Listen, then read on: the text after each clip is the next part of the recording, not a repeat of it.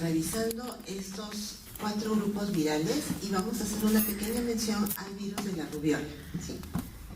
Con una salvedad, el virus de la rubiola no va a venir en el examen, pero lo tienen que conocer, por eso lo vamos a comentar, y al final, o entre todos estos, no en qué orden está. Miren, los virus herpes humanos, los virus del herpes, son causantes de infecciones que pueden ser latentes o en algunas ocasiones líticas, pero hacen latencia en las neuronas, varios de estos virus. Dentro de los Paramyxoviridae van a tener a los virus que causan el sarampión, a los que causan la rubiola, al virus sincitial respiratorio y a los parainfluenza. Dentro de los Picornaviridae, que ya conocen alguno, por lo menos conocen al virus de la hepatitis A, ¿se acuerdan? Al virus de la hepatitis A pertenece a esta familia y vamos a conocer a todos los demás. Dentro de todos los demás están el agente causal de la polio y está también el grupo de los virus que causan los resfríos, los rinovirus. Y en los virus causantes de diarrea, porque la diarrea también puede ser ocasionada por agentes virales, vamos a revisar a los norovirus y a los rotavirus, que son son agentes virales que tienen genomas segmentados y que actúan mediante la formación de una especie de toxina en los niños sobre todo. Vamos a ver como siempre las características generales, cómo trabajan estos agentes virales y su epidemiología. Los virus del herpes tienen esta morfología, parece una pequeña rueda, y están constituidos por una cápside con un núcleo que rodea a un núcleo de ADN. Codifican muchas proteínas, ¿sí? Muchas proteínas para su replicación, aunque como todos los virus dependen de la maquinaria celular para multiplicarse. Tienen una envoltura, por lo que van a contar también con proteínas de adhesión y fusión. La estructura que rodea al genoma, la cápside, está formada por varios capsómeros que tienen esta disposición, lo que le da esta imagen que es un poco peculiar, ¿sí? Los virus de herpes están organizados en 3 familias y en cada una de estas familias, o por lo menos todas estas familias, son las que vamos a revisar el día de hoy.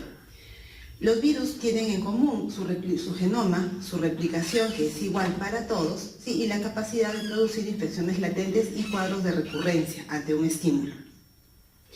Los virus más conocidos son los del herpes simple, el 1 y el 2, y el virus de la varicela zoster. La varicela es una enfermedad que suele dar en la infancia, ¿no es cierto? Suele dar en la infancia y puede dar cuadros también de recurrencia. Como ocurre con muchas de las enfermedades exantemáticas de la infancia, si se adquiere cuando uno es más grande o más adulto, el cuadro puede ser un poquito más grave y dar más complicaciones. El virus del Epstein-Barr, ya lo conocen o por lo menos lo han oído. ¿En relación a qué?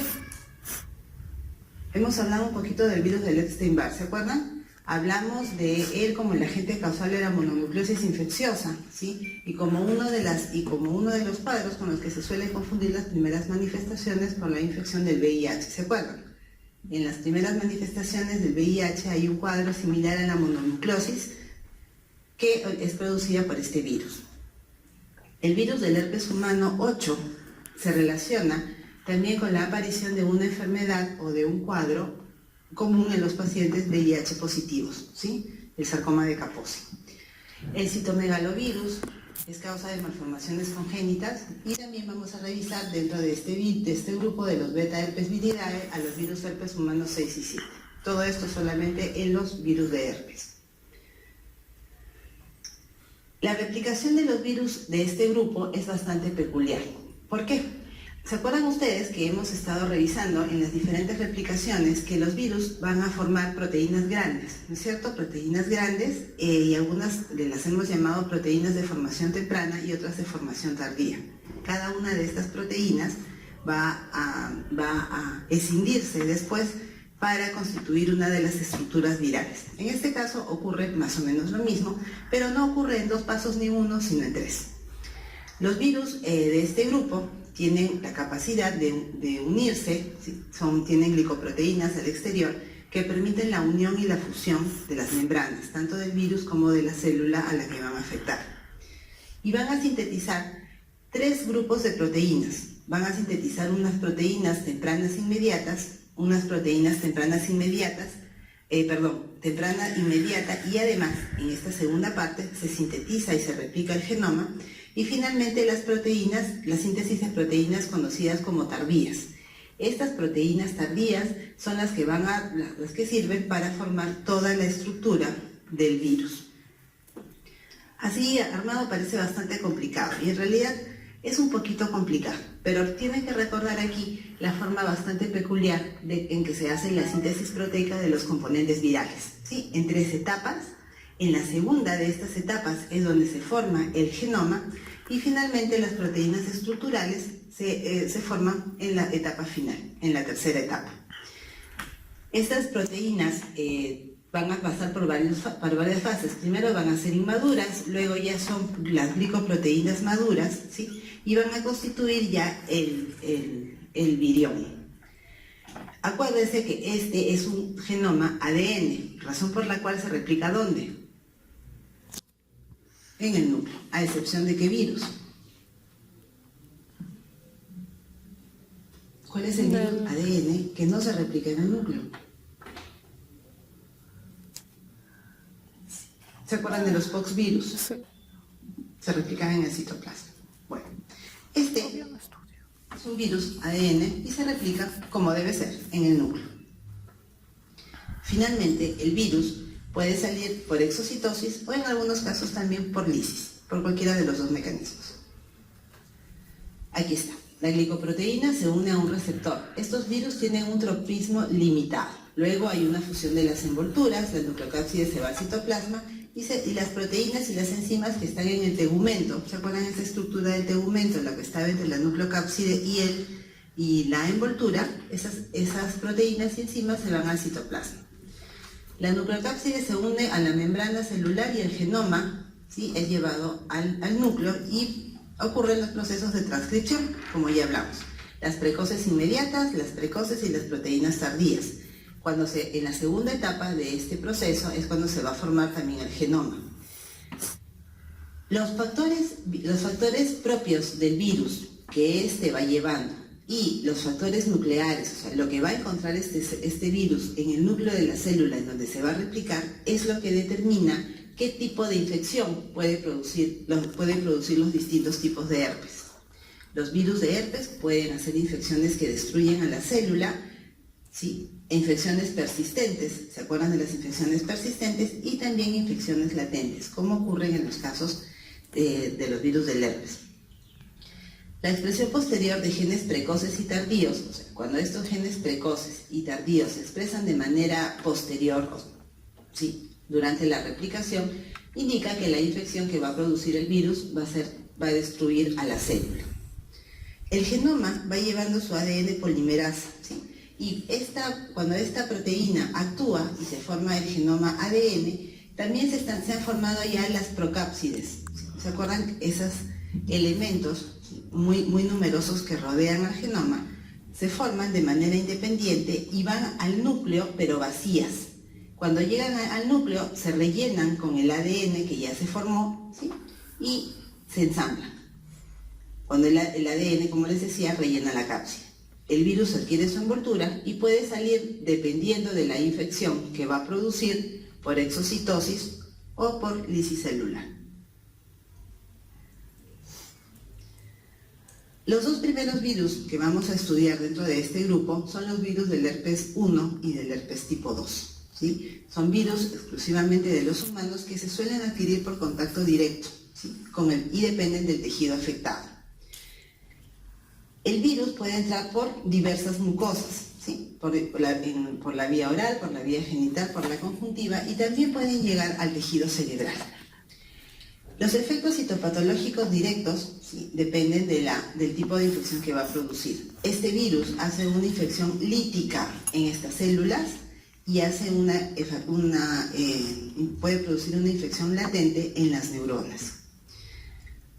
Los efectos que van a producir en las células y por los cuales van a destruirlas tienen que ver con que el virus puede degradar el genoma de la célula, porque también puede alterar el citoesqueleto, las estructuras normales celulares, y desplazar la cromatina.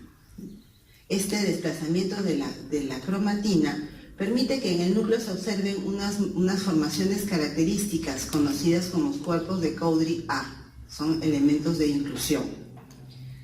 El virus también tiene mecanismos por los que va a evadir el sistema inmune, y uno de ellos es producir una infección latente dentro de las neuronas.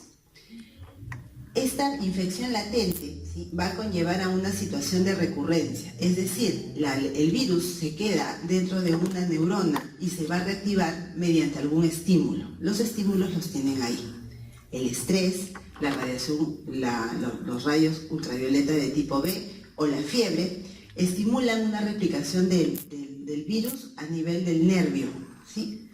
Y aparecen lesiones en los dermatomas, es decir, en la zona de la piel inervada por ese nervio. Otro mecanismo de evasión inmune es la formación de los sincitios. ¿Qué son los sincitios?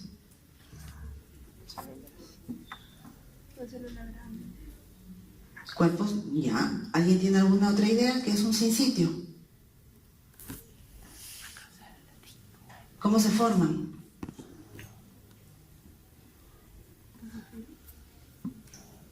Primera clase de virus, evasión viral del sistema inmune. Las células gigantes multinucleadas, ¿se acuerdan? Los virus tienen la capacidad de fusionar las membranas celulares de las células que están infectando, ¿sí?, y van a formar una gran célula con muchos núcleos. Eso sirve como evasión inmune y como medida también de diseminación. El virus también tiene la capacidad de evitar por diferentes mecanismos el reconocimiento por los CD8. Entonces no puede ser eliminado. Esos tres mecanismos constituyen el modo en que el virus evade a la infección, el virus herpes 1 y herpes 2.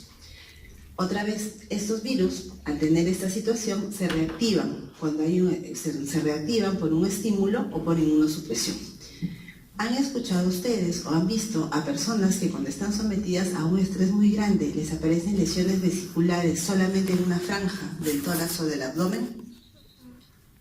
Y les dicen que tienen un cuadro de reactivación del virus del herpes. Eso es lo que suele ocurrir cuando el virus se queda haciendo un cuadro de latencia de las neuronas.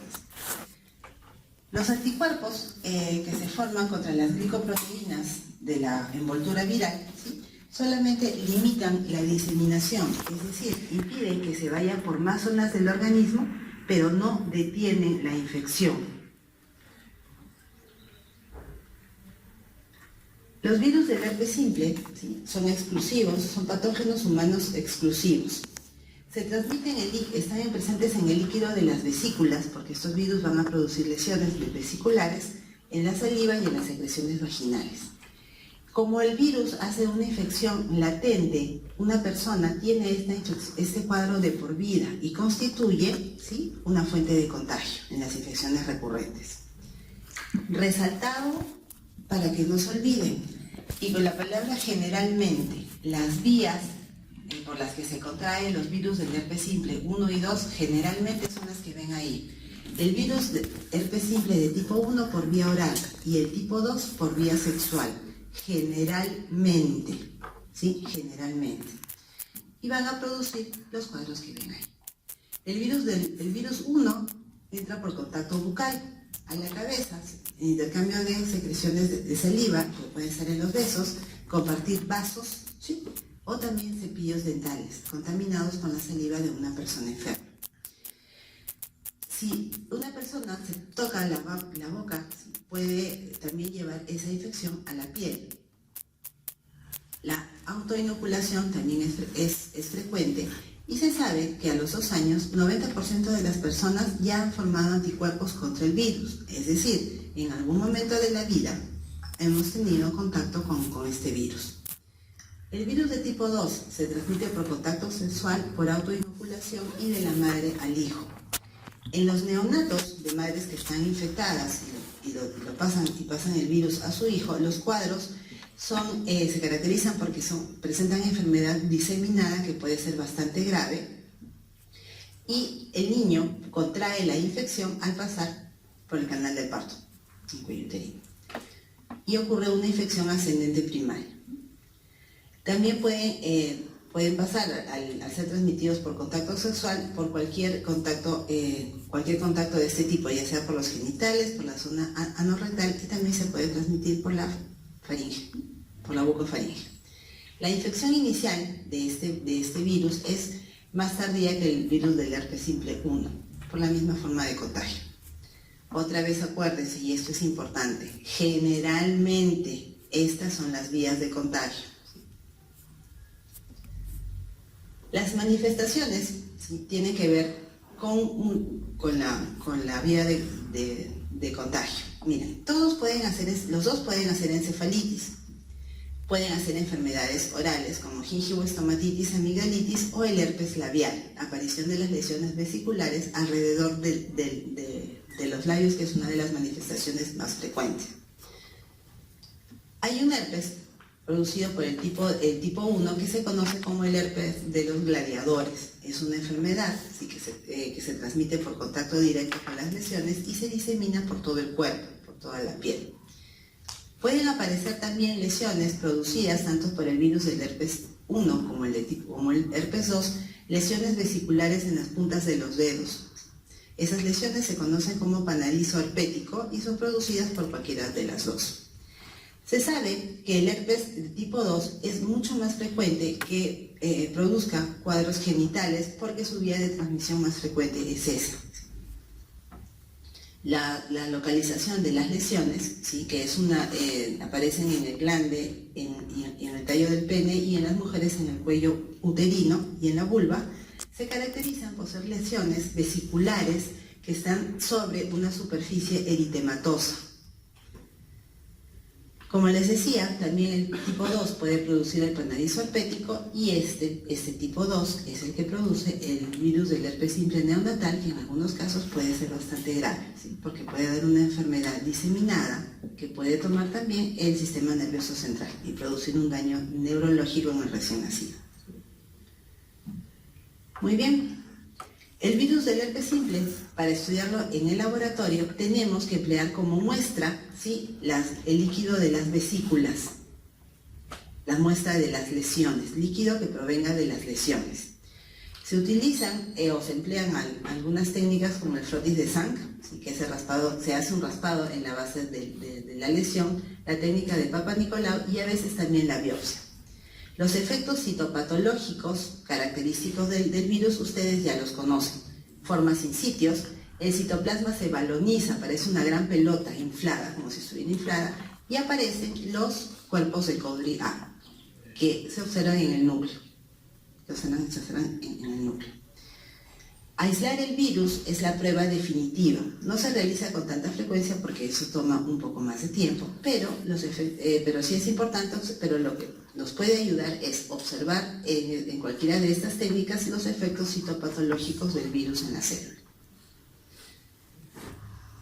Muy bien, preguntas antes de pasar a los demás.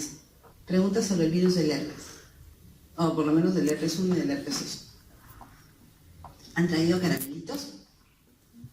Ya los van a necesitar porque tenemos clase larga. Todos los virus son más o menos así. Cada uno tiene sus propios detalles, así que no se vayan a dormir. Vamos a tratar de hacerlo lo más rápido que se pueda, ¿sí?, para que no se cansen. Bueno, ¿a quién de ustedes le ha dado varicela? ¿O no se acuerdan si les ha dado varicela? ¿Qué lentes? ¿Conocen a alguien que le haya dado varicela? Ya, ¿conocen a alguien que le ha dado varicela? Bueno, pues la varicela es un virus herpes. Tiene una forma de transmitirse diferente. Dice la literatura, y es así, que entra por inhalación, ¿sí?, inhalación del líquido que puede estar en las vesículas que aparecen en la piel, que son características, y son siempre lo mismo. Las lesiones del herpes siempre son iguales. Una superficie rosada en la piel, un eritema y encima una vesícula. Les decía hace tiempo que las personas que estudian microbiología a veces son muy poéticas. Entonces, le ponen nombres muy poéticos a las estructuras que ven. ¿Se acuerdan de la margarita? Del hongo que tiene forma de margarita o de durazno en flor. Bueno, pues, dicen en los textos antiguos se leía, y se los han puesto también en el texto que consultan ustedes, que la lesión es como una gota de rocío sobre el pétalo de una rosa. Así se ve. El eritema es el pétalo de la rosa y la gota de rocío es la vesícula que se forma ahí. Una vesícula con un contenido líquido transparente. Bueno, el virus de la varicela zoster produce, ¿sí?, unas infecciones recurrentes. De todos los virus de este grupo es el que tiene el ADN más pequeño, ¿sí? Y es lo suficientemente fuerte la inmunidad celular para controlar la infección y que quede solamente en un cuadro, ¿sí?, que va a producir una erupción. Después, este virus que ya produjo una erupción se va a ir a las neuronas y tiene la posibilidad de reactivarse.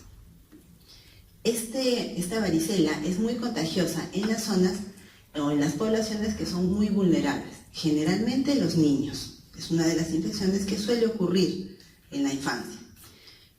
La persona es contagiosa, es mejor dicho, muy contagiosa, antes que aparezcan los síntomas y durante la aparición de los síntomas, ya no tanto cuando pasan. El herpes zóster, ¿sí?, tiene que ver con una reactivación de estos virus que se quedan haciendo un cuadro de latencia en las neuronas. El virus de la varicela se transmite por la inhalación de gotas, ¿sí?, y puede tener un periodo de incubación de 15 días o 14 días. Se replica primero en la mucosa del tracto respiratorio superior y aquí les quiero pedir que hagan una pequeña corrección. Es la vía linfática. Se disemina por vía linfática, luego va a sangre, al sistema retículo endotelial, hace dos viremias, una hacia el sistema retículo endotelial y otra viremia después hacia la piel, donde va a producir la erupción característica. Luego, este virus hace latencia en las neuronas y aquí hay dos flechas, porque ante como el virus puede reactivarse, entonces puede presentar otra vez las mismas lesiones en la piel, ante un estímulo, cualquiera que este sea. Estas son las lesiones características. ¿Ven? Esto que no se ve con mucha claridad, por más que lo hemos querido ampliar, es una base eritematosa y encima está la lesión, una vesícula. La vesícula sobre el eritema está en rojo, ¿sí?, al centro de la lámina, para que no se olviden, es la lesión característica, ¿sí?, característica de la varicela.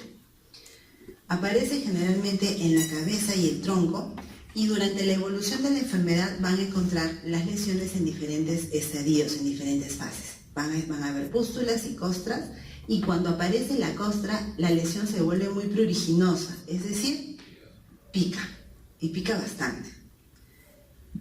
Antes cuando esta enfermedad era muy frecuente en los niños, les ponían guantes a los niños, ¿sí?, para que no se rascaran y no se autoinocularan otra vez el virus y no dejaran cicatriz. Les comentaba hace un momento que estos cuadros, ¿sí?, son bastante leves y llegan solamente a este estadio o a esta presentación en los niños. No pasa más, hay que cuidar solamente que no se rasquen, porque recuerden también que cuando los niños se rascan, pueden producir una lesión que permite la entrada de ¿qué? Puede haber una sobreinfección bacteriana, ¿sí?, en una lesión en la piel. Estos cuadros son mucho más graves en los adultos. Cuando una persona le da la varicela de más grande, el cuadro reviste un poco más de gravedad porque se disemina más. La complicación más importante de este virus, tanto en los adultos como en los niños, es la aparición de una neumonía intersticial. El virus se va por todos lados y puede producir una neumonía.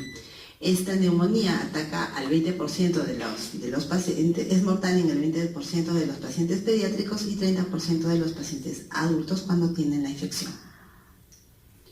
El virus del herpes zóster se presenta de esta manera. Aparece un exantema en un dermatoma, ¿sí? Este herpes zóster es consecuencia de una recurrencia y se caracteriza por un dolor bastante intenso en el área inervada, es decir, el área que inerva la neurona en donde hay una infección latente. Puede aparecer un exantema también en el dermatoma, y el 30% de estas personas hace un cuadro conocido como neuralgia posherpética, que tiene una duración bastante prolongada. Estas dos infecciones, la varicela y el herpes zóster, son causados por el virus del mismo nombre, varicela y herpes zóster. El estudio del laboratorio no es muy útil para la confirmación porque las manifestaciones clínicas son características. Sin embargo, se puede hacer un estudio de lo mismo que vimos para el virus del herpes simple, buscar los cuerpos de Cowdry y los sinsitios, y también hacer una prueba para identificar al antígeno con los anticuerpos fluorescentes directos frente al antígeno. Por lo demás, las lesiones son bastante características, ya saben. El virus del Epstein-Barr es un parásito de los linfocitos B. Está relacionado con 4 cuadros muy importantes que nos sirven a nosotros para hacer algunas diferenciaciones clínicas. Por ejemplo, sabemos nosotros que este parásito de los linfocitos B tiene que ver con dos cuadros que aparecen en las personas que tienen VIH, o por lo menos que recuerdan, o que tienen que ver con algunas con estos cuadros. Dijimos la clase antepasada, o la clase pasada, que las personas que tenían VIH presentan un cuadro similar a la mononucleosis, ¿se acuerdan? ¿O no se acuerdan? ¿Se acuerdan en la primera fase de la enfermedad? ¿Qué va a presentar un paciente con VIH? ¿O qué puede presentar? Comentamos que una persona puede tener faringitis exudativa, esplenomegalia y crecimiento de los ganglios linfáticos. Comentamos ese día también que eran cuadros similar a la mononucleosis porque no era ocasionado por mejor dicho, el agente causal no era el VIH, sino un virus que era el de Epstein-Barr, un herpes virus. Está relacionado a esta infección, a la mononucleosis infecciosa, que se conoce como positiva para anticuerpos heterófilos, porque estos son los anticuerpos que se tienen que buscar para establecer al virus del Epstein-Barr como agente causal de esta mononucleosis. Está relacionado también a un linfoma conocido como el linfoma de Burkitt, a la enfermedad de Hodgkin y al carcinoma nasofaríngeo.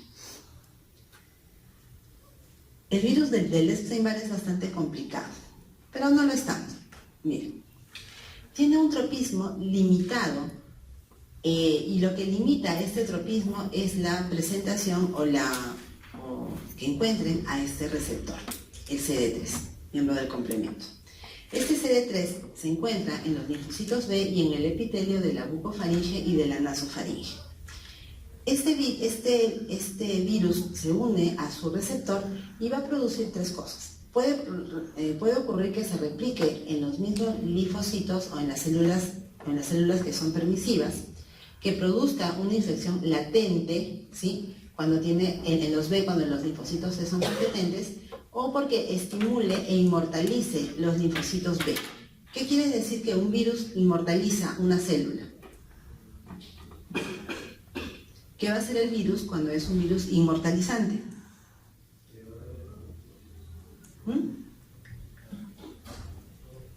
¿Qué va a producir? Cuando un virus inmortaliza una célula, ¿qué hace en esa célula? ¿Por qué la inmortaliza? Para que se reproducir. ¿Qué significa inmortal? Que nunca muere. Que no muere. Entonces, si un virus es inmortalizante, ¿qué hace con la célula? Que se multiplica. Estimula su permanencia, ¿no es cierto? Puede inhibir la apoptosis. Y eso es uno de los mecanismos patogénicos de estos virus, del virus del Epstein-Barr. Puede inmortalizar ciertas células, razón por la cual está relacionado a la aparición de linfomas, como en el caso del linfoma de Burkitt y el linfoma y la enfermedad de Hodgkin. Puede replicarse también en las células, en los linfocitos B, ¿sí? O en células permisivas, o hacer una infección latente. El virus del Epstein-Barr tiene unas glicoproteínas, la 350 y la 220, que son las que se van a unir a este receptor. Van a estimular la proliferación de los linfocitos B y estimula también la síntesis de proteínas de latencia y transformación. Estas proteínas de latencia y transformación son las que tienen aquí. El antígeno del Epstein-Barr, las proteínas latentes y las proteínas latentes de membrana. Son las proteínas o los antígenos del Epstein-Barr los que estimulan o mantienen la infección y tienen la función inmortalizante, dependiendo de lo que haga el virus en la célula. Hay proteínas latentes también que van a dar esta infección latente y proteínas latentes de membrana que tienen una función similar a la de un oncogen, pero no actúan como tales. Pueden aumentar un poco el crecimiento del tejido, pero nada más. La estimulación antigénica de los linfocitos B, ¿sí?, hecha por el virus, va a facilitar la transcripción y traducción de una proteína que se llama cebra, por sus siglas. Y esta proteína cebra estimula la formación de los genes precoces, entonces se va a formar o va a dar lugar a una infección lítica. El virus también va llevando su propia polimerasa de ADN, que va a permitir la síntesis de las proteínas tardías, que son las proteínas de unión, estas mismas proteínas de unión y otras, que van a interactuar con estos componentes que se encuentran en los linfocitos B y en otras células y facilitan la fusión con la membrana celular. El virus del Epstein-Barr, tengan claro esto, puede realizar muchas funciones, ¿sí? Una de las funciones es replicarse, otra es dar una infección latente en los linfocitos B y otra es estimular e inmortalizar los linfocitos B. Por eso da el cuadro, los 4 cuadros que hemos estado viendo. 3 que tienen que ver con carcinoma y otro que no tiene que ver con eso, que es la mononucleosis infecciosa, que es el cuadro más frecuente que provoca este virus. Ya. El virus del Epstein-Barr se transmite por la saliva, razón por la cual se conoce como la enfermedad del beso, ¿sí? En la población en la que más aparece este cuadro debe ser en los niños, es en los niños y en los adolescentes. Cuando más pequeño es el paciente que está infectado, la infección es más subclínica. En los niños pueden pasar totalmente desapercibidas. El virus que entra por la saliva se va a los linfocitos B y al epitelio de la bucofaringe y puede proliferar en los linfocitos B. Esta proliferación activa a los linfocitos T, ¿sí?, y se produce una inflamación o un crecimiento del hígado, de los ganglios linfáticos y del vaso.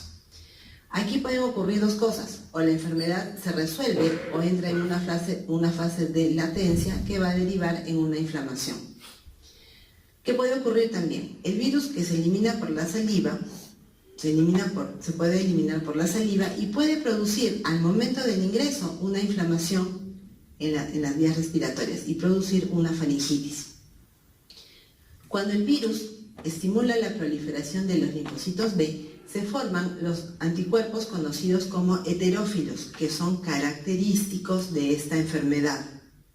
Es decir, si ustedes encuentran a una persona, ¿sí?, que puede haber tenido una conducta de riesgo, puede haber contraído el VIH, ¿sí?, y presenta la faringitis exudativa, el crecimiento del vaso y la inflamación de los ganglios linfáticos, hacen una prueba en este paciente y encuentran los anticuerpos heterófilos, entonces el diagnóstico les orienta a que el cuadro es causado por un virus del Epstein-Barr, el virus del Epstein-Barr. Si no lo encuentran, podría ser causa o podría ser un cuadro, ¿sí?, que estuviera ocasionado por el VIH.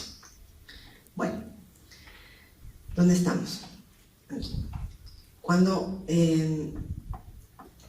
ocurren cuadros de neoplasia, el virus del Epstein-Barr actúa con sus propios componentes oncogénicos, pero también tiene que encontrar algunos cofactores dentro de la célula huésped.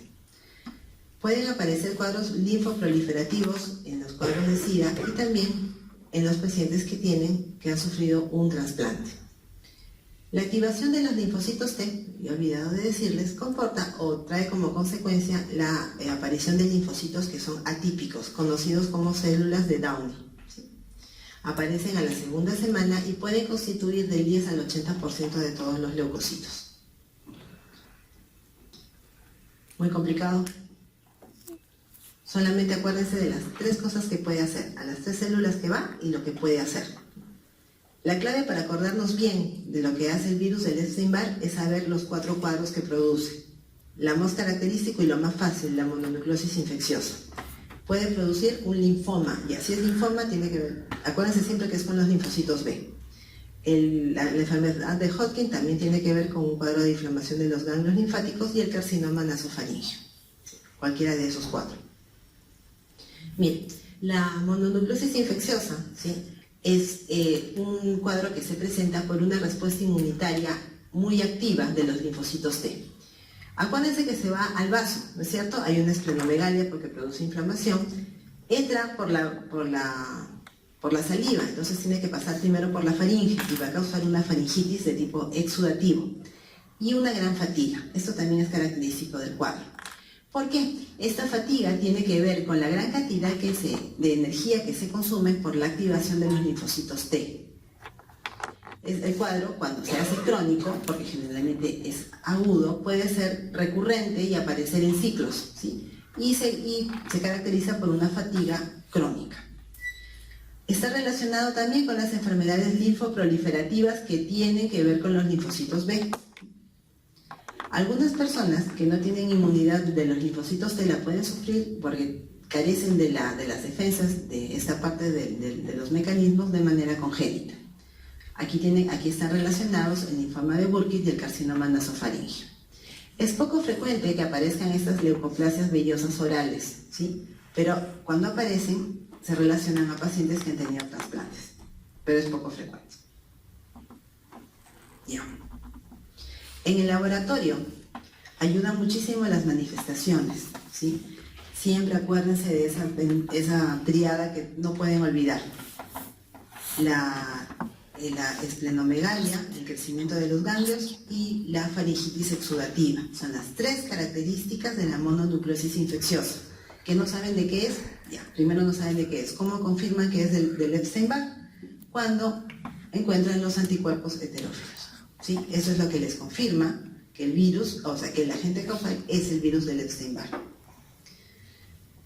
En los linfocitos hay una linfocitosis con un predominio de células mononucleares entre 60 y 70%. Hay linfadenopatía, esplenomegalia y faringitis exudativa, otra vez. Eso es lo que caracteriza la mononucleosis infecciosa. ¿Ya se marearon todavía? ¿Cómo van? Chicos, contesten. Digan algo, reaccionen. Bien. Respiren, muévanse. Hagan algo, están quietos ahí, estresados. Ya sé que les falta una semana para los finales, pero ya. Es el último esfuercito, ya no falta nada. Ustedes pueden, son estos virus para ustedes. Esa inteligencia, esa capacidad que tienen, por Dios, esto no es nada. Bueno, el citomegalovirus es citomegalovirus porque es el genoma, ¿sí?, de mayor tamaño, es el más grande. Aquí hubo un error, corrijan por favor, es el genoma de mayor tamaño dentro de los virus del herpes. Tiene un ARN mensajero, ¿sí?, que le sirve para la replicación, y eso es importante.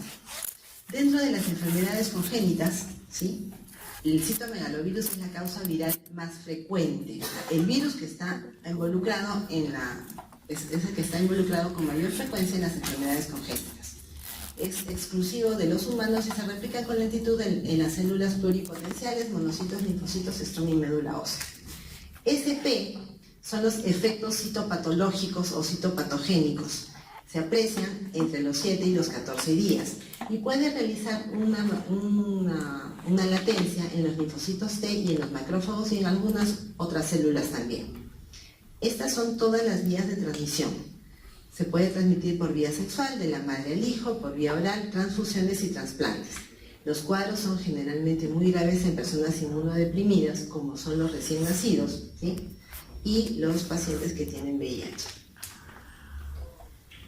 El citomegalovirus, ya les dije, puede causar una infección congénita, una infección perinatal y cuadros en adultos y en los niños.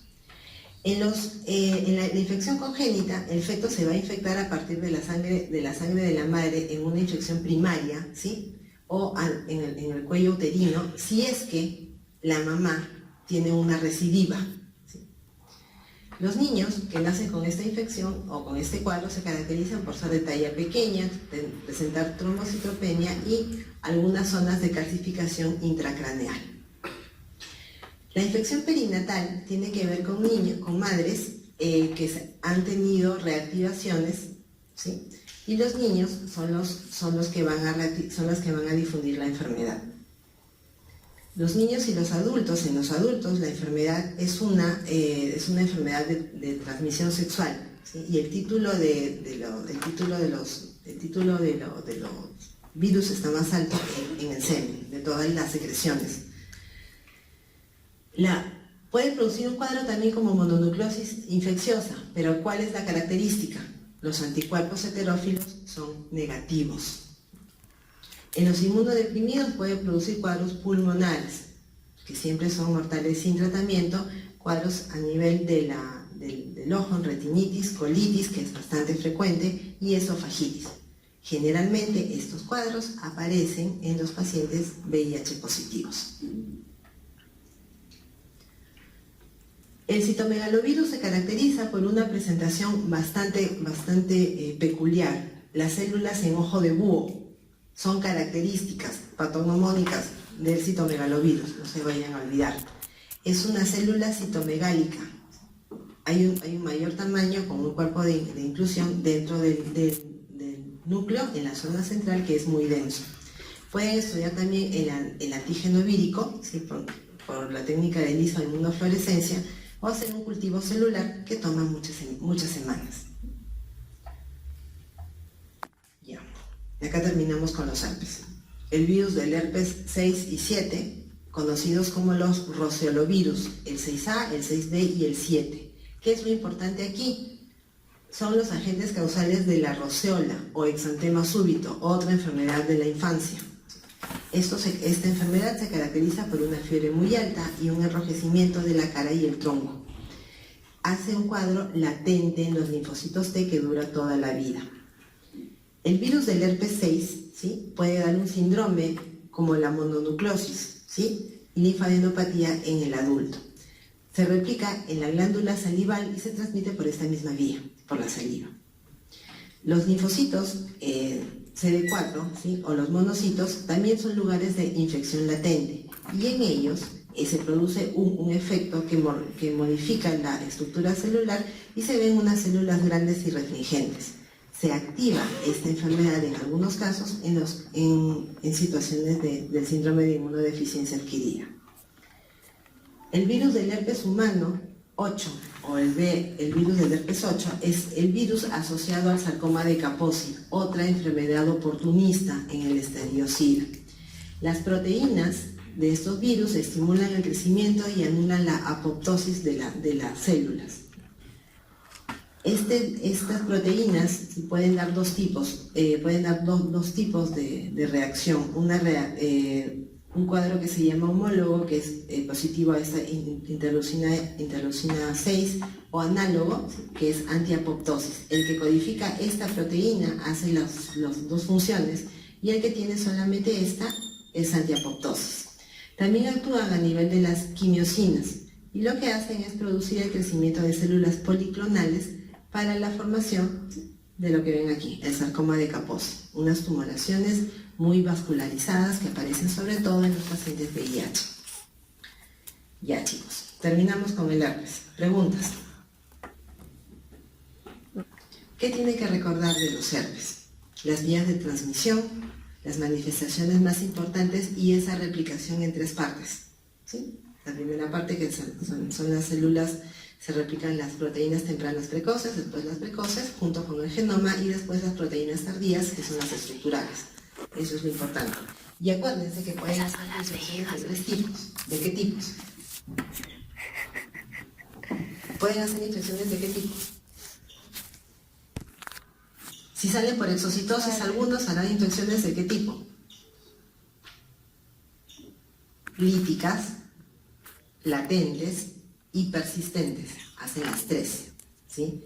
Pueden hacer el virus del herpes simple, por ejemplo, hace infecciones líticas en los fibroblastos y células epiteliales, pero latentes en las neuronas. Acuérdense. Los virus del herpes parecen muy complicados, pero no lo son tanto. Veanlos con calma. Bien. Los paramyxovirus. ¿Se acuerdan de los sincitios? ¿Sí? Bien.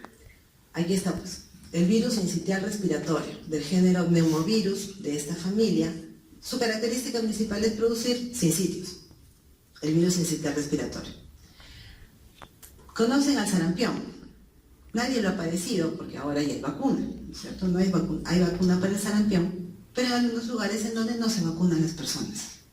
Después están los virus paragripales. ¿Por qué se llamarán paragripales?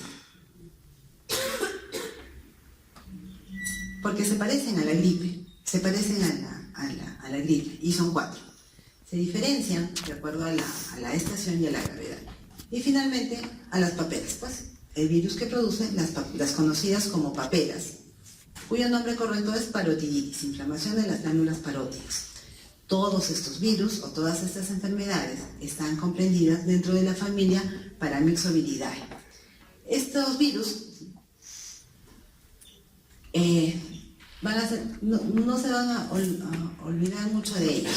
Miren, solamente con esta lámina, sin decirme el genoma, ¿este virus tendrá o no tendrá envoltura? Si forma sincitios, tiene envoltura, porque debe tener alguna proteína de fusión. Y eso es lo que tiene. Miren, los Paramyxoviridae o los paramyxovirus tienen envoltura, ¿sí? Una envoltura que rodea a una nucleocápside, tiene también una capa lipídica doble, ¿sí?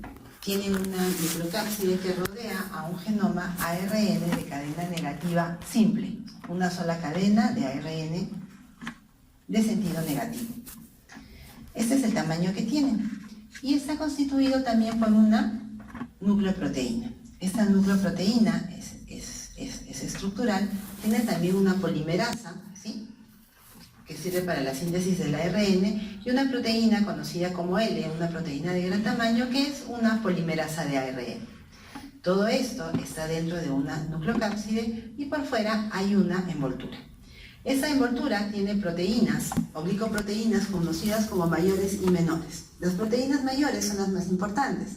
¿Por qué? Son las que se encargan de la unión. Y las proteínas menores se encargan de la fusión. Ahora bien, estas glicoproteínas mayores van a variar, no son las mismas siempre, dependiendo del virus al que nos estamos refiriendo. Por ejemplo, tienen una hemaglutinina y una neuroaminidasa para los virus de la parainfluenza y la parotiditis.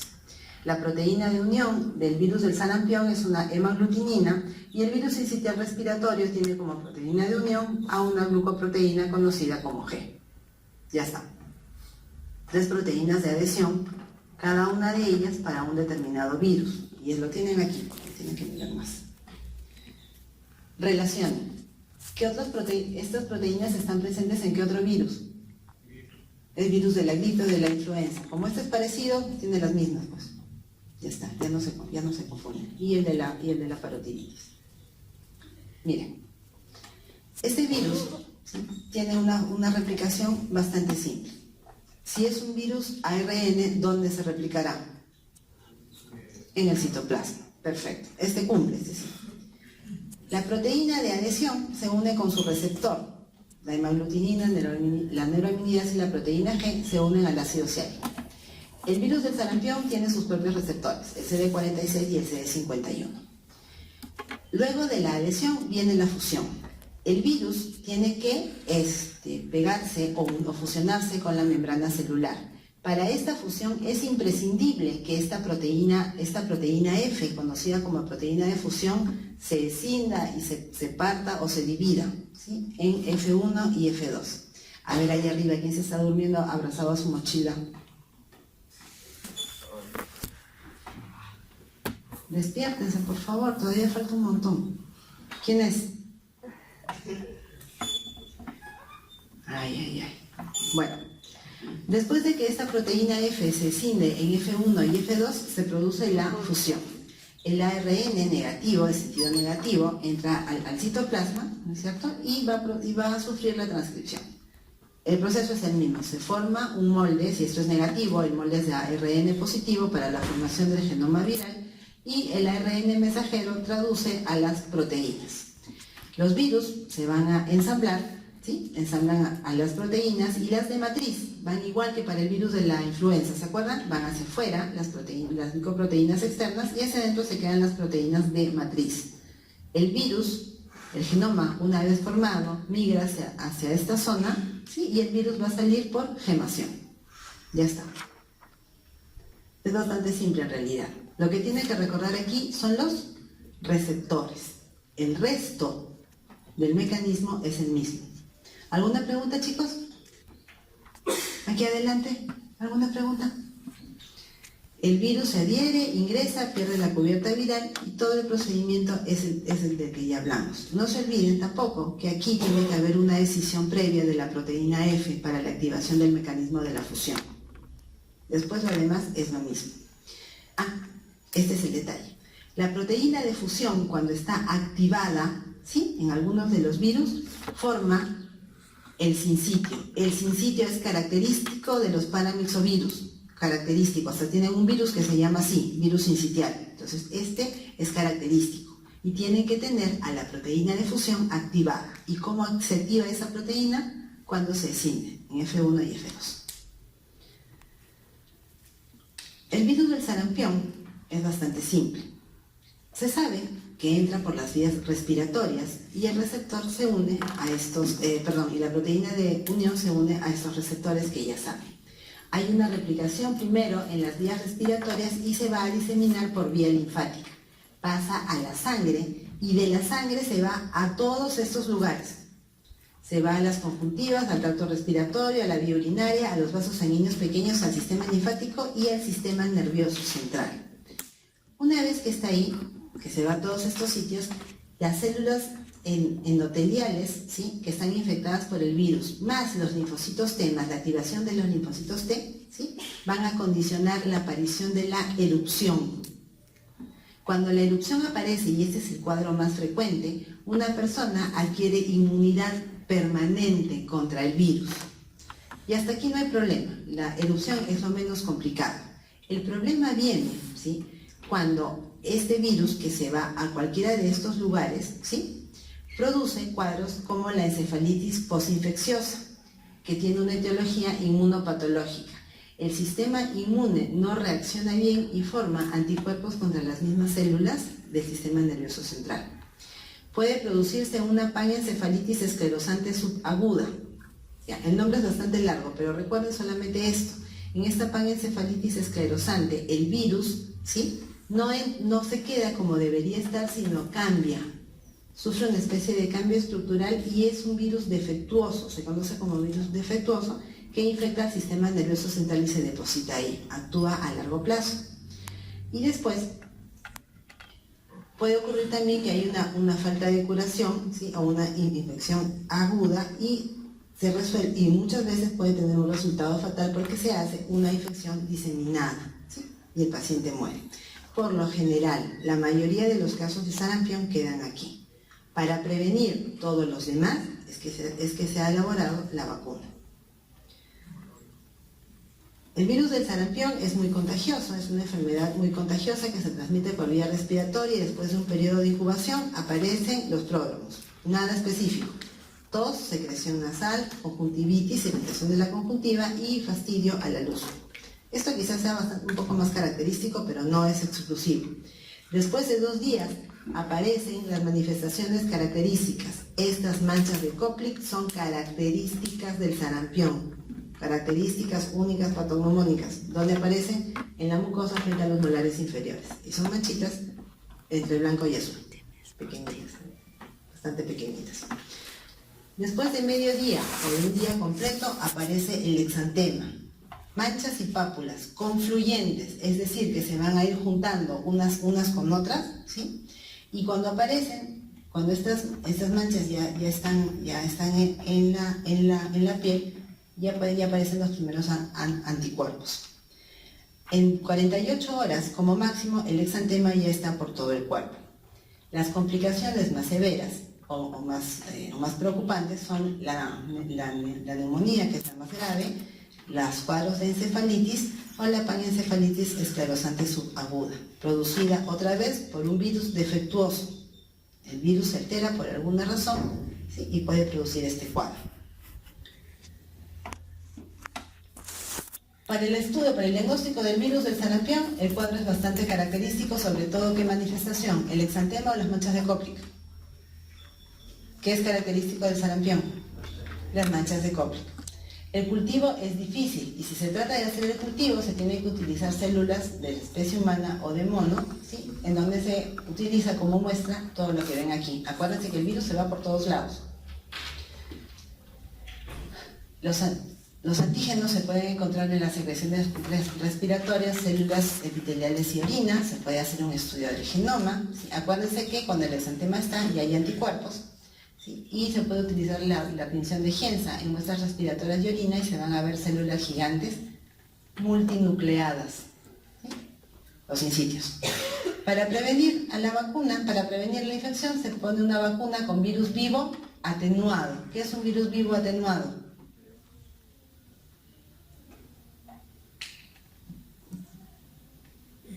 Primer seminario, que es una cepa atenuada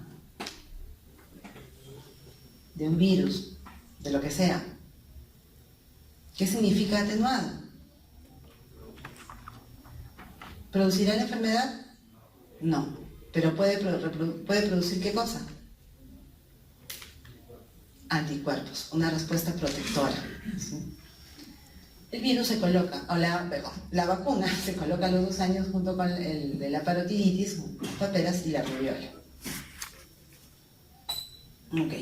Virus de la parotiditis, las famosas paperas. ¿Quién ha tenido paperas? Ya, muy bien. Han tenido paperas y el agente causal es un paramyxovirus. Ingresa por gotas respiratorias, se replica otra vez de manera local en el epitelio respiratorio. El periodo de incuración es bastante variable. En algunas literaturas de 16 a 18 días, de 2 a 4 semanas. Es un virus citolítico, destruye a las células y hace viremia. Hasta ahora hemos visto, los dos virus que hemos visto producen viremia, ¿no es cierto? Viremia y viremia. La parotiditis causa una enfermedad sistémica cuya manifestación más frecuente o más conocida es el crecimiento doloroso de la glándula parótida en ambos lados. O sea, generalmente es en ambos lados. Este virus se multiplica en los conductos, lo que lleva a la inflamación de los mismos y al dolor. Son dolorosos. El virus se elimina por la saliva 2 días antes y 9 días después de que las glándulas se inflaman. Un porcentaje muy pequeño del virus puede ir al páncreas y producir una enfermedad, pero es lo menos frecuente. Se puede diseminar también a los testículos, los ovarios, a los nervios periféricos, al ojo, al oído interno y al sistema nervioso central. 50% de los casos de estas diseminaciones terminan en meningitis. Esta razón, ¿sí?, la diseminación a los testículos, ¿sí?, puede producir en hombres adultos que sufren la infección por primera vez una infertilidad. Por eso es de tener cuidado. Y siempre preguntar si ha habido un caso, si el paciente está vacunado o ha tenido parotiditis, siempre. El virus de la parotiditis es muy contagioso, tiene un único serotipo y aparece sobre todo al fin del invierno y al inicio del verano. Se puede inactivar con la desecación y la acidez. ¿Por qué? Repasemos. ¿Cuáles son los virus que se inactivan con la desecación y la acidez? Los virus que tienen envoltura. En cambio, los que no la tienen son más resistentes. ¿A qué otra cosa resisten los virus desnudos? A los detergentes. Estos no. Los virus desnudos se pueden transmitir, ¿por qué? Por familia. En cambio, estos no. Necesitan secreciones. La enfermedad se controla con el virus vivo, con la vacuna del virus vivo atenuado. Otra vez, el laboratorio ayuda, pero las manifestaciones son características. La inflamación de las parótidas no puede ser por otra cosa que por el virus de la parotiditis. Es más frecuente. El virus de la parainfluenza es un virus parecido al de la influenza, pero no es influenza. Tiene las mismas glicoproteínas de unión. Se encuentran por todos lados, eso quiere decir ubicuos, y solo ingresan por vía respiratoria. Después de 2 a 6 días, ¿sí?, se empiezan a multiplicar en el epitelio respiratorio y rara vez hacen viremia. El virus del sarampión y el de la parotiditis sí ocasionan viremia, pero este virus rara vez. ¿Por qué? Porque todo el cuadro tiene que ver con vías respiratorias y nada más, no se va por la sangre, se queda ahí.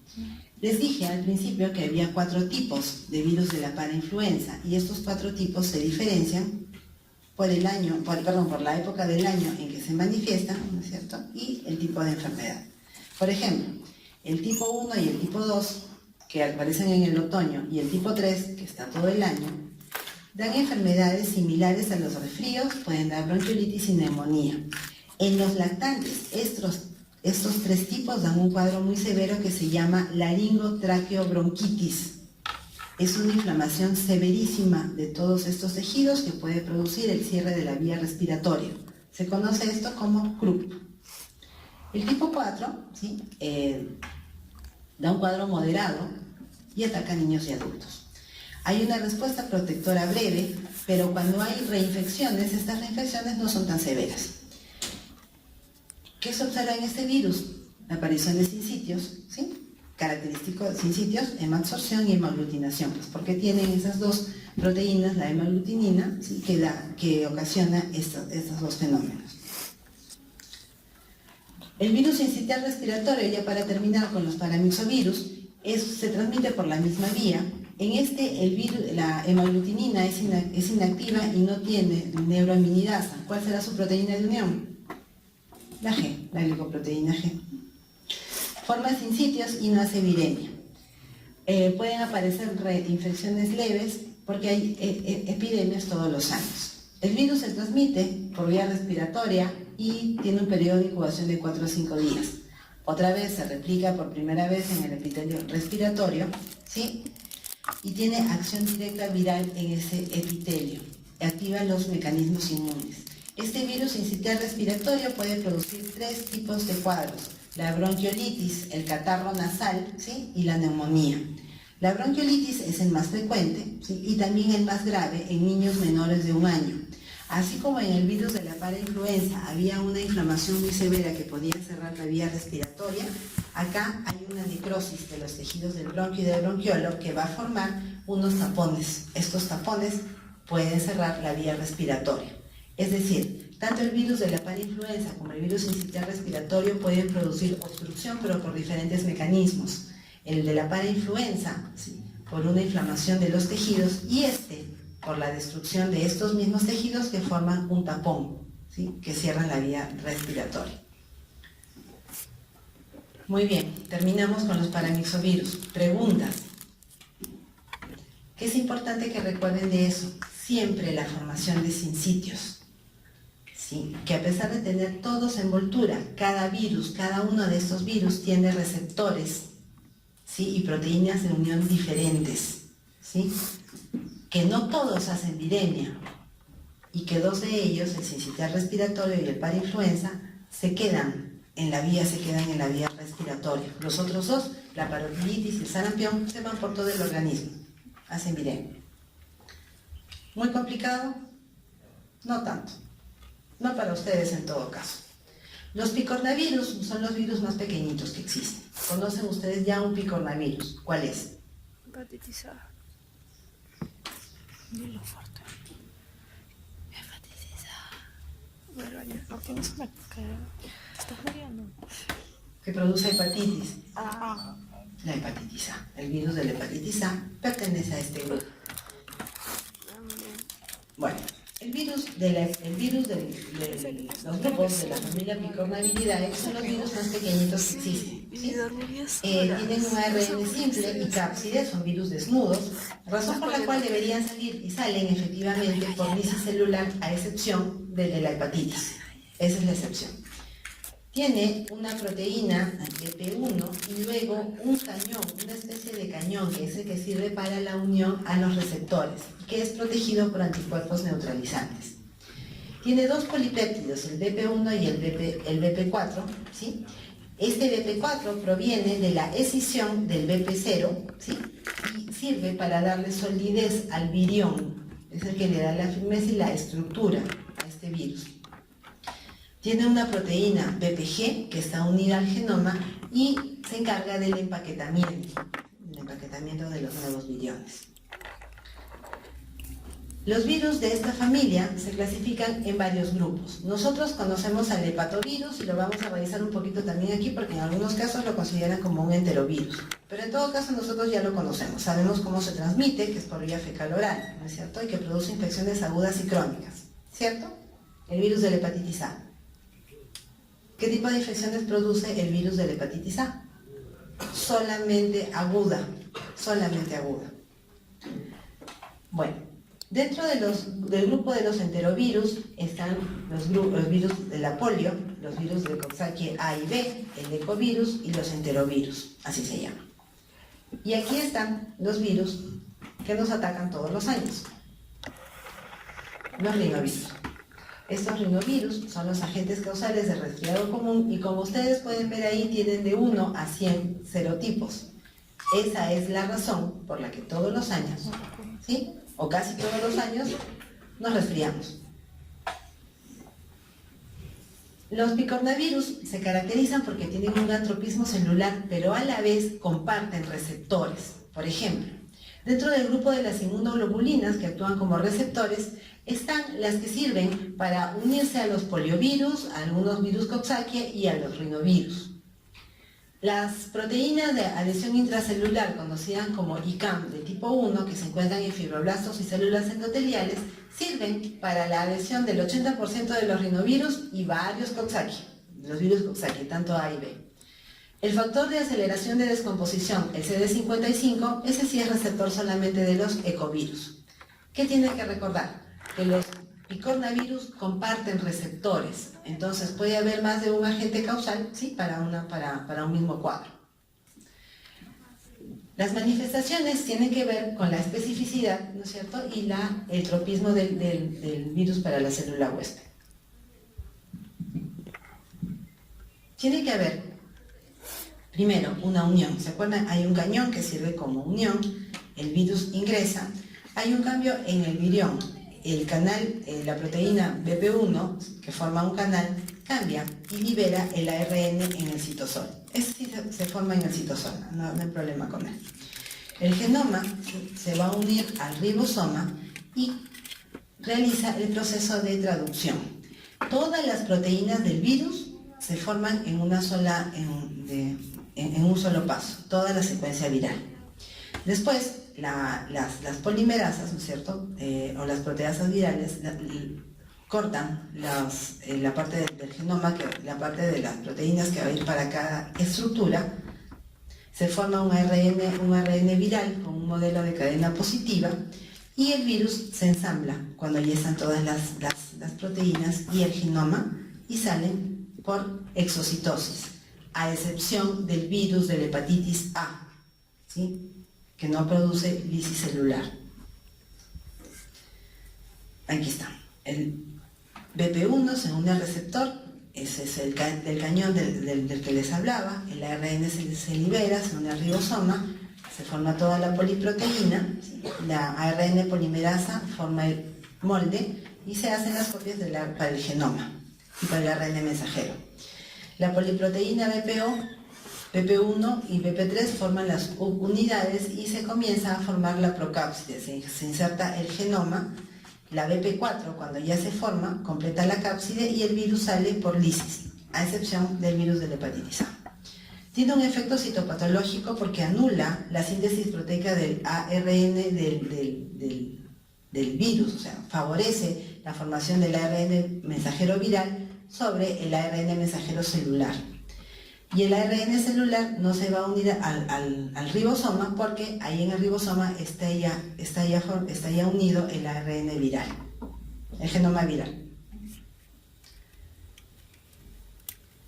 Estos enterovirus, que son varios como vimos hace un rato, ingresan por la vía respiratoria superior, la bucofaringe y el tubo digestivo. Pero aunque son enterovirus, no van a producir cuadros en el tubo digestivo, ninguno de ellos.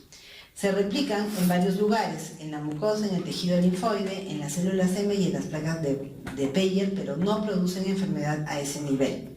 Van a la sangre, ¿sí?, y buscan el receptor en los tejidos blancos. Algunos pueden ir a la piel, como los virus ECO y el Coxsackie-A, y producen estas enfermedades. La enfermedad mano-pie-boca, el exantema y la herpangina. Pueden ir al músculo, como hacen los virus ECO, algunos Coxsackie-A y B, a diferentes tipos de músculo. Pueden ir al músculo cardíaco y producen miocarditis y pericarditis. Y también pueden ir al tórax y producen un cuadro que se llama pleurodinia o abrazo del diablo. En el cerebro pueden ir al sistema nervioso central, el polio, el virus de la polio y el Coxsackie, y producir encefalitis y enfermedad paralítica. Las meninges, ¿sí?, también son otro blanco, y ahí van también los virus de la polio, algunos Coxsackie y los ecovirus para producir meningitis. El virus de la hepatitis va aparte, pues, va al hígado. Entonces, sí. ¿Qué tienen que recordar de aquí o de qué tienen que darse cuenta? Hay diferentes virus que pueden producir las mismas enfermedades porque comparten receptores comunes. Dentro de los enterovirus se transmiten por vía fecal-oral, pueden tener también otras vías de transmisión y tienen una enfermedad característica por su tropismo y la capacidad lítica del virus. Pueden ingresar por todas estas vías, como ya les dije, y son resistentes porque no tienen envoltura. A excepción de todos, el virus de la hepatitis A es no citolítico, otra vez está ahí marcado para que no se confundan. Los nuevos virus se van a eliminar del intestino en 20 a 30 días, ¿sí?, y van a formar también anticuerpos protectores. Como todas estas enfermedades de transmisión fecal-oral que hemos visto a lo largo del curso, el hacinamiento y la mala higiene, ¿sí?, son factores que favorecen la diseminación. El poliovirus, que es el virus más temido, ¿sí?, o para el que ya hay una vacuna desde hace mucho tiempo, pertenece a este grupo.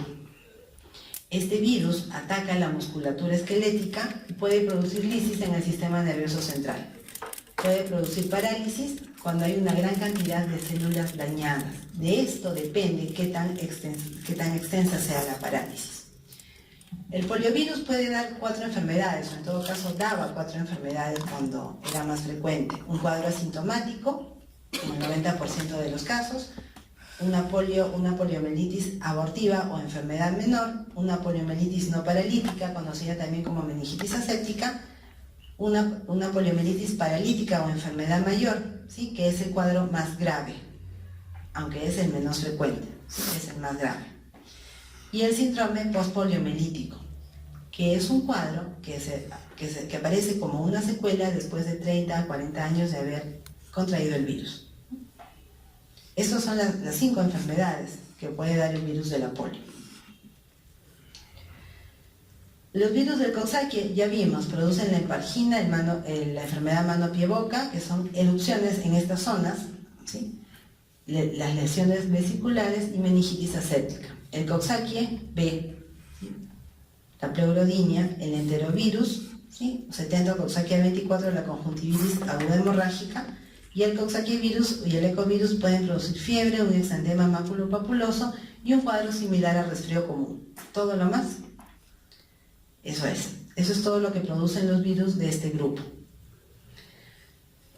Se pueden hacer cultivos con secreciones a partir de la faringe y de las heces hasta 30 días, ¿sí?, después de la eliminación, pruebas específicas de antígeno-anticuerpo, ¿sí?, la PCR con transcriptasa inversa para detectar al ecovirus 11 y las inmunoglobulinas específicas para cada uno. El virus de la poliomielitis se previene con las vacunas inactivadas de Salk y la vacuna para la polio oral de Sabin. Para los virus Coxsackie no hay vacuna porque son bastantes, son muchos serotipos. Los rinovirus, agentes causales de resfrío común, son 100 serotipos. Tienen un receptor y el 80% lo comparten con el virus del Coxsackie. Son sensibles al pH ácido, a pesar de ser virus desnudos, y crecen a 30 grados. Son tan virulentos que, miren, una sola partícula puede producir una enfermedad. Se replican en la nariz y la primera manifestación es el catarro nasal, la rinorrea, ¿sí?, que todos sufrimos y que tiene que ver con la liberación de histamina y bradicinina. Estas son las vías de transmisión: gotas respiratorias, vómites y las manos también. Los climas en los que aparecen, sobre todo en la época de otoño y primavera, lo que coincide para nosotros también, y las sintomatologías son estas: estornudos, rinorrea y obstrucción nasal, con una característica: no hay fiebre, ¿sí? No hay fiebre. El pico de manifestaciones aparece al tercer y 4 días y puede persistir hasta por 10 días, pero se resuelve solo. ¿Habrá que dar antibióticos aquí? No. Nada, solamente sintomáticos. Nada más. A ver, unas palabritas sobre el virus de la rubiola y de ahí nos faltan los de diarrea. Sí, terminamos. El virus de la rubiola pertenece al género Rubivirus de la familia Togaviridae. ¿Sí? Es un virus ARN simple que tiene envoltura. El único reservorio es el humano, sobre todo la población infantil a nivel mundial. Es un cuadro no citolítico, pero sí citopático. ¿Qué es importante que recuerden? Este virus, ¿sí?, puede ingresar y después de un periodo de incubación de hasta 21 días produce un exantema, ¿sí?, maculopapular, o solamente macular al tercer día. En los niños en realidad no hace mucho problema. El problema del virus de la rubiola ocurre cuando ataca a una señora que está esperando un bebé. El virus de la rubiola puede producir el síndrome de la rubiola congénita, que se caracteriza por todo esto. Cuando una es madre sin anticuerpos contra el virus, se va a multiplicar este agente viral en la placenta y de ahí pasa al feto. Cuando se multiplican los tejidos fetales puede alterar 3 cosas. Altera los procesos naturales de mitosis, la proliferación y puede producir alteraciones a nivel cromosómico. La consecuencia de esto es un recién nacido de tamaño pequeño, ¿sí? Es teratógeno, es decir, puede producir daño en algunos de los sistemas, en la formación de algunos de los sistemas y los órganos, dependiendo del momento en que se contrae el virus durante la gestación. El mayor riesgo es hasta la 20ª semana. A partir de ahí el riesgo es menor, mejor dicho, el riesgo del efecto teratógeno, porque a partir de la 20ª semana o de la 21ª el niño ya está un poco más formado y puede producir este cuadro: sordera, retardo mental y cataratas congénitas. Bueno, hay una vacuna contra la rubiola, que es la que se utiliza, ¿no es cierto? Y debe colocarse como prevención. Ahora, ¿se acuerdan de las diarreas que tanto nos hacían problema en la parte de bacterias? ¿No es cierto? Bueno, pues como si fuera poco saber que hay diarreas producidas por bacterias, también las hay por virus. Las diarreas por virus son producidas por 2 grandes grupos: los rotavirus, que aparecen sobre todo en los cuadros infantiles, casi el 50%, son virus que tienen una cápside, una cápside de doble capa, como si fuera una envoltura, y tienen esto. ¿Cómo qué otro virus? Los ortomixovirus tienen un genoma segmentado, lo que también puede llevar a un reordenamiento. Otra vez es la causa más frecuente de gastroenteritis infantil. Los norovirus pertenecen a la familia Calciviridae y generalmente ocasionan diarrea en el adulto, pero también lo pueden hacer en los niños. El virus normal, que es el prototipo, y son virus redondeados de estructura irregular. Esta es la estructura de los rotavirus. Tienen una cápside de doble capa. No es una envoltura, sino una cápside de doble capa proteica que lo protege del ácido del tubo digestivo y del estómago. Tiene varias proteínas, ¿sí? Una proteína BP4 de adhesión viral, la BP6 de cápside, una proteína BP7 que sirve como proteína, como una glicoproteína. Tiene 11 segmentos. Ahora, los importantes aquí son estos, o por lo menos el que tienen que recordar. Miren el segmento 10. Este virus actúa como una bacteria. En tanto, tiene una proteína, ¿sí? Tiene una proteína que actúa como una enterotoxina, que es la NSP4. Esta proteína, ¿sí?, actúa alterando, como hacen siempre las enterotoxinas, el intercambio de electrolitos y produciendo una diarrea, ¿sí? ¿Qué otro microorganismo conocen que produzca enterotoxinas? Vayan a la primera parte del curso.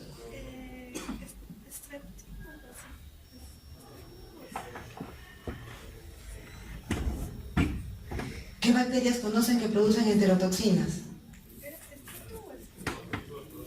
¿Perdón? enterotoxina. Gram negativos. Gram negativos. Ya, pero el arabinogalactano no es una toxina. Enterotoxina, no endotoxina, entero. ¿Qué es una enterotoxina? ¿Qué significa el prefijo entero?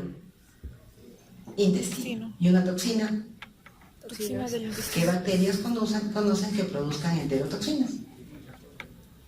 La Escherichia coli. Ya, ¿qué más? Siempre se coli. La. Bartonella, avena. Chicos, no Ya, pasaron todas las 3 meses. No, han pasado un poco más, pero tampoco. ¿Se acuerdan del Staphylococcus aureus? Produce una enterotoxina. La Shigella produce una enterotoxina. La Escherichia coli produce una enterotoxina. Ay, por Dios. La vieja Ya. confiable. Bueno. Digamos que están muy concentrados en virus para acordarse de las bacterias. También. Ya. Los rotavirus tienen una replicación en el citoplasma, porque son virus ARN. Tienen una PSB1, que es una proteína de unión, que acerca al virus a la célula, pero este va a ingresar de manera directa. Se forma un ARN mensajero y se realiza también la traducción. En el retículo endoplasmático es donde se forman las principales proteínas del virus, la BP7, la NSP4, ¿sí? Se van formando en el retículo endoplasmático y el ARN, ¿sí? se forma de esta manera y se encapsula inmediatamente. Los virus se van a replicar, se van a agregar, se van a formar 2 capas, acuérdense. Este rotavirus se caracteriza porque tiene 2 capas proteicas. En el exterior es una doble capa y finalmente salen por lisis celular. ¿Sí? Aquí está. La BP4 se va a unir a integrinas, que son el receptor, y van a ingresar por endocitosis, pero esta proteína, la PSB1, libera directamente al centro vírico, al citoplasma, ¿sí? Conteniendo siempre al genoma. Se hacen las transcripciones y finalmente el virus, ¿sí? se va a liberar por lisis celular. Se transmiten por vía fecal-oral y para la infección se necesitan menos de 100 partículas para producir una enfermedad que aparece después de 48 horas. Se sabe que la máxima diseminación del virus ocurre del segundo al quinto día del inicio de la diarrea, donde se liberan de 10 a 10 partículas por gramo de heces, una gran cantidad, ¿sí? En el intestino delgado, la lesión que se observa es una vellosidad que está aplanada, atrofiada, y hay infiltración de células mononucleares. La proteína NSP4 actúa como enterotoxina, no es una enterotoxina, por eso está ahí entre comillas, actúa como una enterotoxina que facilita el ingreso de calcio y altera la absorción de agua. Se produce una diarrea. Existen 2 tipos de protección. Los anticuerpos neutralizantes que se forman contra la proteína BP7 y contra la BP4 y los anticuerpos que la madre pasa al niño en el calostro, en la primera leche materna, en la primera leche. Los niños que tienen más riesgo son los lactantes, ¿sí? Y se puede transmitir el virus por todos estos medios, por fomites, muebles o juguetes y también las manos. Se van a presentar vómitos y diarrea que se resuelve espontáneamente, en algunos casos fiebre y otra vez la deshidratación. Eso es lo más grave. En los cuadros son más severos y a veces mortales en los niños o en los lactantes desnutridos.